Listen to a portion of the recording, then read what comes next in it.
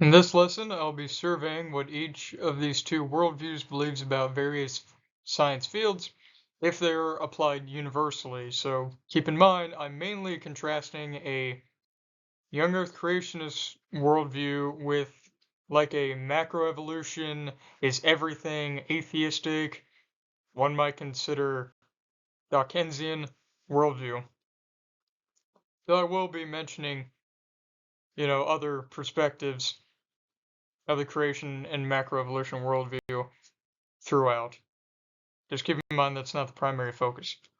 Fields we'll be looking at are physics, chemistry, cosmology, planetology, astronomy, geology, atmospheric science, genetics, taxonomy, neuroscience, gerontology, ecology, xenology, ethology, psychology, psychopathology, sociology, criminology, archaeology, linguistics, and finally, chronology. When it comes to physics, which is the material science focused on concepts associated with matter like forces and motion, instead of on the matter itself like its elements and molecular composition. The extreme macroevolutionist side of quantum Darwinism says that the classical or object physics, which is what you usually think of when you think of physics, macroevolve from quantum or think atomic level kind of physics through some sort of natural selection.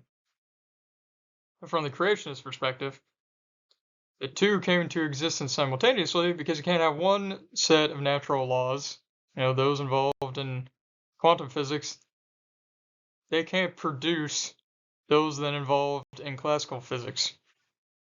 When it comes to chemistry, which is the material science that is the study of the composition of matter, for example, the elements, molecules, how they can be altered, and their relationship with energy, as it pertains to elements, the common macroevolutionist perspective of chemical evolution says all naturally occurring elements ultimately originated from combination reactions between hydrogen atoms, i.e., two hydrogen atoms came together, created helium, add hydrogen to that to get lithium, so on and so forth. The creationist perspective says that the initial amounts of each naturally occurring element came into existence supernaturally. So you started with all the naturally occurring elements, and then the amounts of them have altered over time through chemical reactions. This instead of the process of chemical evolution, because such a thing is insufficient on such a level, especially since elements larger than iron are less stable, hence why fusion reactions in stars rarely ever pass it. Now, when it comes to chemistry as it pertains to molecules, the common macroevolutionary perspective of abiogenesis says that complex molecules resulted from macroevolving simpler molecules. So like you start with very simple, low complexity inorganic molecules, they become organic molecules, they become macromolecules like carbohydrates, and then eventually become cells, kind of like in the picture I have depicted. Creationist perspective says that different sorts of molecules, inorganic and organic, and the levels of complexity of molecules must have been supernaturally created because such transitions, as thought of in abiogenesis, are far too drastic. Also, abiogenesis has only ever failed to be proven, never been proven, only failed at attempts of proving it, and the similar theory of spontaneous generation has been disproven many a times. When it comes to cosmology, which is the study of the nature of the universe/cosmos, such as its origins specifically, the macroevolutionist perspective of cosmic evolution and the Big Bang Theory, which are probably not as common as you think they are, say that something, most probably a superdense singularity, rapidly expanded, spreading matter to form the initial cosmic phenomena that later macroevolved into what there is today. And also go ahead and mention a very fringe theory of cosmological natural selection, or fecund universes, that says a universe is sort of born on the opposite side of a black hole and when it collapses. This is macroevolutionists that believe in multiverse theory specifically. The creationist perspective says that because the universe has galaxies rotating in opposite directions of each other, the universe is ordered, it must have had a beginning and can't begin itself, then it must have been created directly and supernaturally by the creator. Also, the Big Bang Theory does not fully take into proper consideration all scientific laws, nor explains their existence. And actually, many atheistic macroevolutionists agree with this. When it comes to planetology, which is the study of planets, other celestial bodies, and planetary systems like our solar system, pretty fair amount of macroevolutionists would say that celestial bodies, namely planets and comets/asteroids, are macroevolutionary produced and expelled by the, if I'm pronouncing this right, Oort cloud and Kuiper belt. Not all macroevolutionists would agree with that last part, but they would at least all agree that celestial bodies are results of macroevolution somehow. Creationists, though, would say that, well, there's no evidence for the Oort cloud, the Kuiper belt, or any celestial body macroevolution existing at all. So they must have been supernaturally formed since there's no natural process to form celestial bodies, which aligns with the historical documentation of Genesis 1 through. When it comes to astronomy, not astrology, which is the study of celestial objects and phenomena, i.e., really everything outside of the Earth, the common macroevolutionist perspective of stellar evolution says that stars, certain other celestial bodies like nebulas and black holes, macroevolve from one to another in a sequence like I have depicted. The creationist perspective, however, says that at least most of these transitions have not been observed, and most of them defy uniformitarianism/gradualism, which is pretty important to a lot of macroevolutionists. And these things defy that because they are not a slow, gradual process, but a sudden, total change, which is the opposite of gradualism/uniformitarianism. Comes to geology, which is basically the study of the solid inorganic mass of a planet, and the related like lava, which is just the molten version of it. The common macroevolutionist perspective, uniformitarianism, which is also held by some creationists, says that most geological phenomena, especially rock layers, mountains, valleys, coal, petroleum, and fossils, are the result of slow, uniform, i.e., consistent and uninterrupted natural processes, like weathering and erosion. That's probably what most of you heard of in school, just millions of years of weathering and eroding, you get rock layers, mountains, valleys, coal, so forth. However, the creationist perspective that's held by most young Earth creationists and some old Earth creationists, like the one who coined it, catastrophism, says that most geological phenomena, especially the ones mentioned previously, are the result of sudden, intense processes like mudslides, lava flows, and floods, namely the global flood. When it comes to atmospheric science, which is the study of atmospheres, namely the Earth, not the study of the tone of a room, which I should try, the incredibly common macroevolutionist perspective of climate alarmism says that global measurements of and changes in temperatures, precipitation, natural disasters, and other general weather phenomena prove the Earth's global climate slowly totters back and forth between ice age cold and heat death hot, and is currently on its way to the latter, which will be so intense that we'll all die before it peaks. And some add that the reason global temperature and natural disasters are increasing to far greater levels and will kill all life is because they're anthropogenic. If you think I'm drawing a caricature here, really think about what a lot of these advocates really are saying.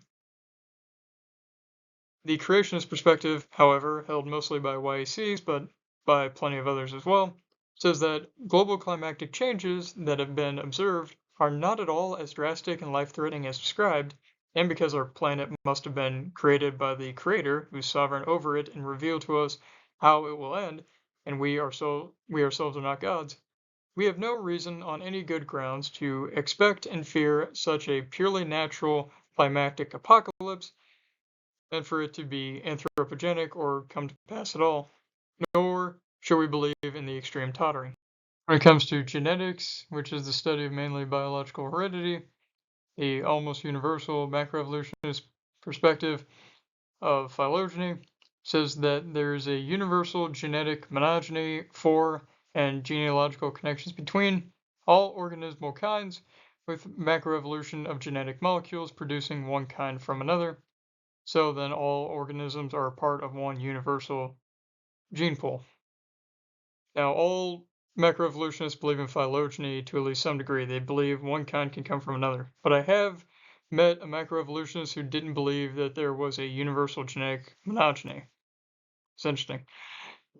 The creationist perspective, which is universal to all of them, says, and of phenomenology, says that there's a genetic polygyny for and therefore genealogical separations between all organismal kinds, because to produce one kind from another would require violating at least two scientific principles, so the only evolution that exists is variation within kinds. There's no biological macroevolution. And each kind is a part of its own separate and unconnectable gene pool. When it comes to taxonomy, which is the practice of identifying and classifying organisms into groups called taxa within a ranked hierarchy of organization, the macroevolutionist perspective of systematics has taxonomy based on phylogeny, and it's seeking to make the taxonomic hierarchy of classification a copy of the phylogenetic tree. However, the creationist perspective of true Linnaean taxonomy, or Linnaean taxonomy, however you pronounce it, has taxonomy based on phenomenology and similarities between kinds, just like how Carolus Linnaeus himself based it, instead of on supposed genealogical phylogenetic relationships. When it comes to neuroscience, which is the study of the nervous system, and neurology is specifically medical neuroscience, by the way, the macroevolutionist perspective of evolutionary neuroscience, which is more held by atheists than theists, says that mental faculties, think like reasoning and memory, all brain functions and the entirety of nervous systems have macroevolved over a long time, going from simplest to most complex form. And there's another macroevolutionist perspective that has massive overlap and also two more held by atheists called neural Darwinism. Won't get into its details for sake of time. The creationist perspective, however, says that macroevolution of nervous systems would violate either the principle of correlation of parts and make the nervous system useless, fail, and kill the organism, or violate the principle of natura non facit saltus, or in English, nature makes no leaps. Therefore, the different kinds of nervous systems must have been designed and created separately in the various kinds. And also, mental faculties are more than just biology. When it comes to gerontology, which is the study of the natural and social aspects of the aging process, the sort of Dawkinsian macroevolutionist perspective that's not held by all of them, which is the evolution of aging, assumes that aging is a naturally selected trait, possibly because it has some reproductive benefit we don't know about, at least for certain creatures, or it just isn't bred out because of low mortality rates, or just has some other explanation for why natural selection wouldn't get rid of it. However, the creationist perspective that's held by essentially all of them says that aging can't be explained by natural selection, especially because all the evolutionary theories as to why it would be naturally selected has some pretty clear holes in it. Also, aging being an in some way initially existing and neutral or beneficial natural process doesn't really fit what's been well established in other disciplines outside of natural science, like in theology.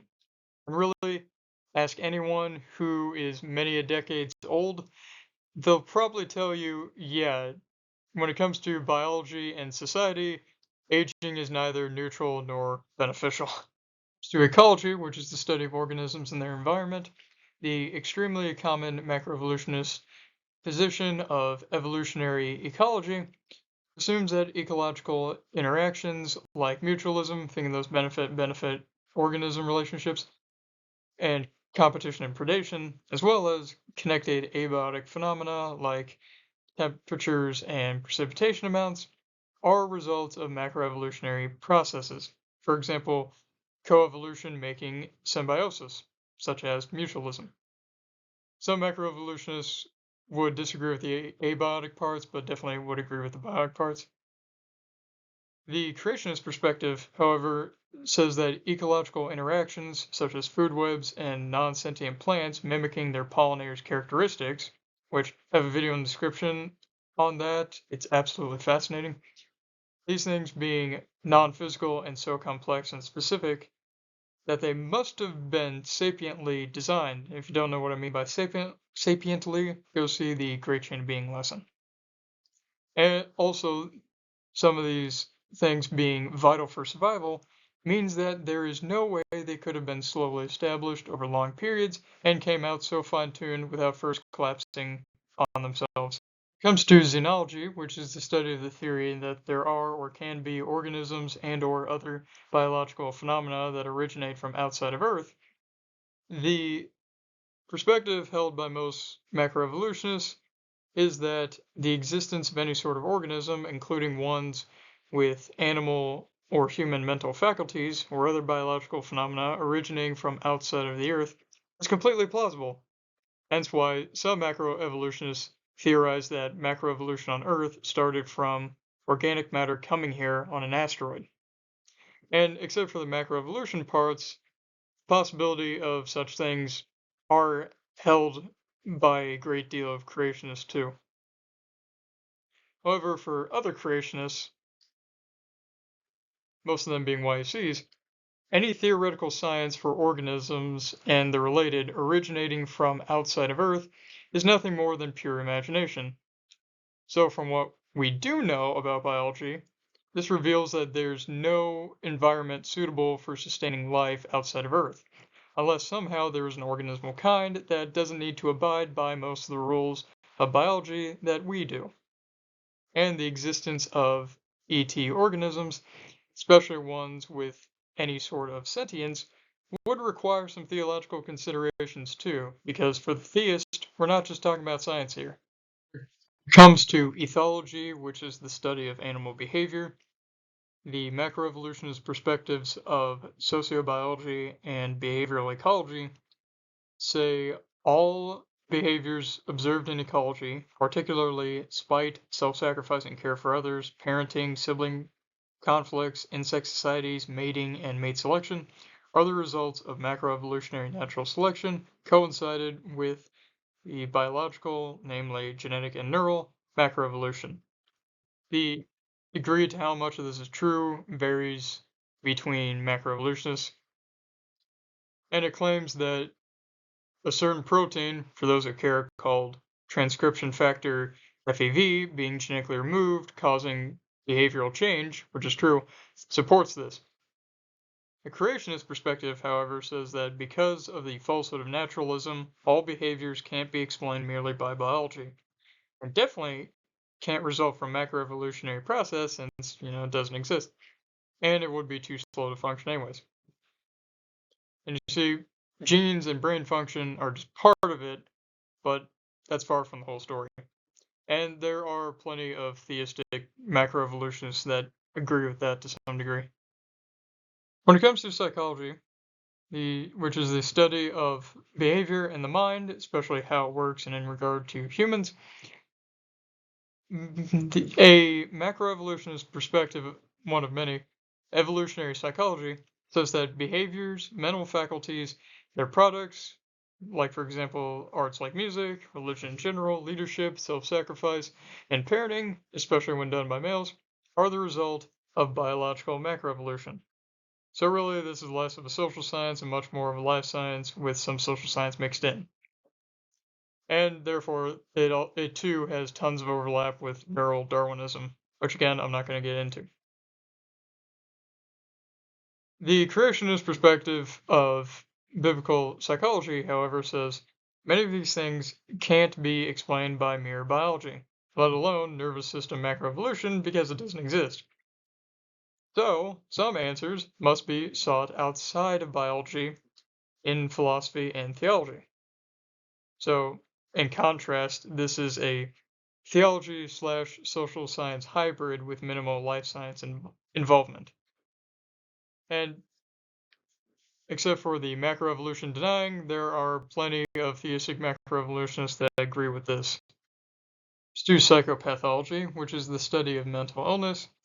The less than common macroevolutionist perspective of evolutionary psychopathology says that mental illness appearance, prevalence, and extinction in a population are controlled by natural selection in a macroevolutionary way with phylogenetic involvement.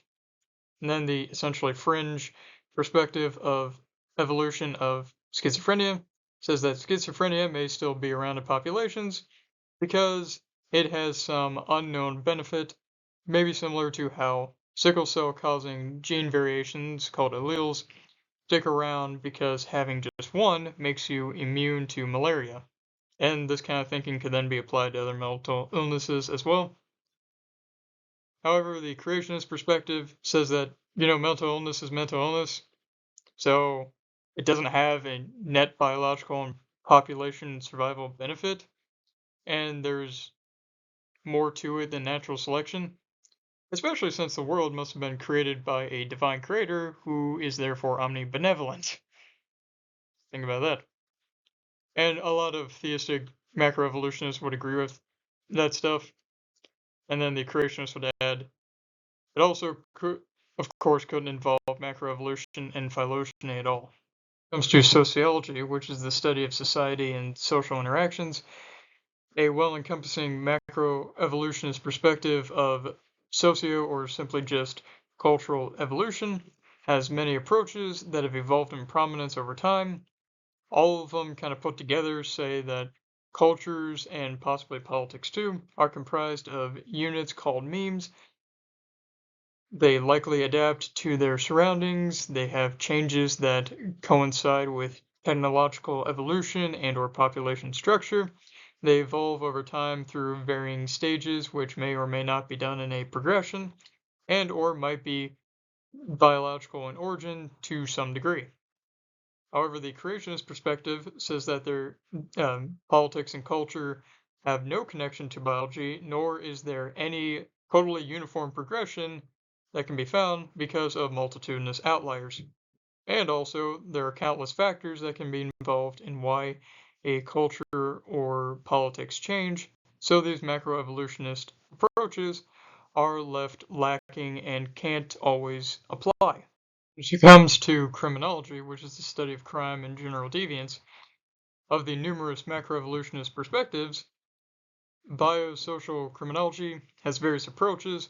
One says all behaviors, including the criminal and deviant, are genetically caused by environmental influence and are therefore genetically inheritable. So I could actually find a gene for a particular deviant or criminal act. 2, it's less in the DNA itself and more caused by general brain structure and function that doesn't necessarily have to do with the genes directly. Or 3, it's the testosterone causing all the trouble, and that's why most crimes are done by males. It explains it all, doesn't it? However, the creationist perspective says, 1, sin isn't physically genetic. You cannot find a gene that causes you to commit some sort of sin. And this proves that sin originates from something spiritual instead, hence why we all need a spiritual transformation, i.e. to be born again. 2, brain studies on the subject have only yielded results that fail to prove the premise, which fits since, again, such behaviors are not biological in origin. And 3, just really with the testosterone blaming? I mean, come on, not cool. And it ignores positive displays of masculinity, which I know, according to our current culture, seems foreign, but they actually do exist. Comes to archaeology, which is a study of past human activity through artifacts, so really kind of the social science version of paleontology.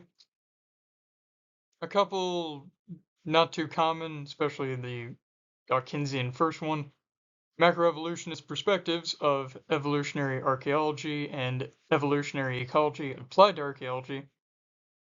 The first says that cultural traits called memes undergo a sort of sociological natural selection, like how genetic traits do. The second says that phenotypic visual trait adaptations to social and or ecological environment variation cause cultural and behavioral changes, and both claim to be supported by archaeological discoveries, of course. However, the creationist perspective says that the so-called memes don't really show any well following of some sort of natural selection kind of pattern. And also, genetics and phenotypes aren't sufficient to entirely explain cultures, behaviors, and their changes because our socializations and behaviors are beyond our biology, which is agreed upon by some theistic macroevolutionists. When it comes to linguistics, which is the study of languages, the macroevolutionist perspective of the evolution of languages, held by a fair number of them, says that all languages and language families slowly evolved universally out of one original human language that came from ape-like vocalizations, this done so over tens of thousands of years, coinciding with the hominid macroevolutionary timeline. Though I'll point out there are some macroevolutionists that don't think all human languages originate from one original human language. The creationist perspective, that I'll call baraminological linguistics, says that the various language families must have had a supernatural origin due to the incomparability of language and animal vocalizations. Also, imperfect alignment of languages. You know how there's not a perfect one-to-one ratio for every word for every language. Also, the non-existence of the hominid macroevolution timeline, and the historicity of the Babel event. When it comes to chronology, which is the study of timelines, the almost universal macroevolutionist perspective of big history says that around 13.8 billion years ago, give or take some 100,000, the universe began and macroevolution started forming the periodic elements and celestial phenomena. Then around 4.6 billion years ago, the sun formed, and then the earth within 100,000 years afterward. Around 3.5 billion years ago, the first organism existed. 315 to 320 million years ago, the first reptiles existed. 165 to 150 million years ago, the first avians, so like birds, existed. Around 52.5 million years ago, first bats existed. Around 300,000 years ago, first humans existed. There was no global flood, and multiple ice ages, and then you have the rest of history. And most of this, except for the macroevolution parts, is actually agreed upon by many old Earth creationists. The young Earth creationist perspective says that around 6,000 years ago, the universe began and the Earth existed but was without form. Then in the next 24-hour period, the Earth was formed. 24-hour period after that, organisms are known to have appeared. If microbes didn't exist before then, not sure. Then the 24-hour period after that, the sun and all other celestial bodies formed. 24-hour period after that, avians and bats first existed. 24-hour period after that, first reptiles existed, including dinosaurs, and humans first existed then also. Then around 2,000 years after that, the year-long global flood happened with a single ice age taking place for several hundred years right after that, and the rest of history starting from around 100 years after the global flood.